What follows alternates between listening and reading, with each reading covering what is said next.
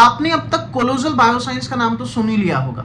Colossal bioscience जो एक ऐसी बायोटेक्नोलॉजी कंपनी है जो ये दावा करती है कि उन्होंने डार्वुल्फ को वापस से जिंदा कर दिया है। डार्वुल्फ एक ऐसी स्पीसीज जो आज से 10,000 साल पहले ही एक्सटिंक्ट हो चुकी थी।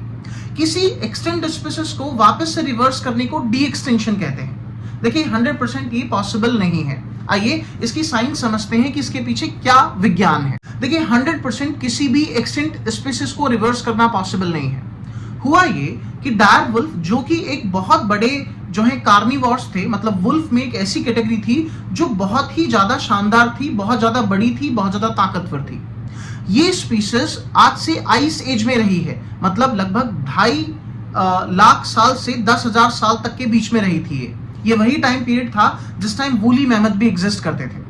अब कुछ क्लाइमेटिक रीजंस के कारण, कुछ क्लाइमेटिक चेंज के कारण ये स्पीसीज एक्सटिंक्ट हो गई। जेनेटिकली इंजीनियरिंग एक ऐसी टेक्निक होती है जिसके थ्रू हम किसी दूसरे ऑर्गेनिज्म का डीएनए किसी दूसरे ऑर्गेनिज्म में इंट्रोड्यूस कर सकते हैं। हुआ ये कि डार्वुल्फ के कुछ फॉसिल्स मिलते हैं जो लगभग 10,000 साल पुराने थे। इस फॉसिल्स में इसका एक दांत मिलता है और एक बोन मिलती है, और इस बोन में से और इस दांत में से 14 जीन को बाहर निकाला गया। 14 जीन्स आइसोलेट किए गए, ऐसे जीन जो डायरवुल्फ की रिजेम्बलेंस के लिए रिस्पॉन्सिबल हैं, मतलब डायरवुल्फ की जैसी अपीयरेंस के लिए रिस्पॉन्सिबल हैं। अब साइंटिस्ट ने इससे रिलेटेड स्पीसीज ढूंढी और इससे रिलेटेड स्पीसीज हमें मिली ग्रे वुल्फ। अब क्या किया गया कि ग्रे वुल्फ के एग लिए, मतलब जो ग्रे वुल्फ थे उसमें से एग लिया और डायर वुल्फ के 14 जीन्स को इसके अंदर डाला गया। डायर वुल्फ के 14 जीन्स ग्रे वुल्फ के एग में डाल दिए गए।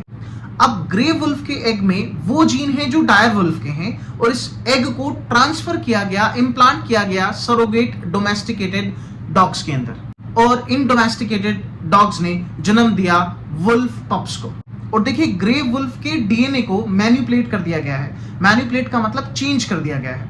विज्ञान में, बायोलॉजी में एक टेक्निक होती है जिसको जेनेटिक इंजीनियरिंग कहा जाता है। जेनेटिक इंजीनियरिंग के थ्रू हम किसी दूसरे ऑर्गेनिज्म से जीन निकाल करके किसी दूसरे ऑर्गेनिज्म में डाल सकते हैं, और सेकंड ऑर्गेनिज्म के अंदर अपीयरेंस उसकी आएगी जिसके हमने जीन डाले हैं। तो टेक्निकली डार्वुल्फ का कंप्लीट डी एक्सटिंक्शन नहीं हुआ है।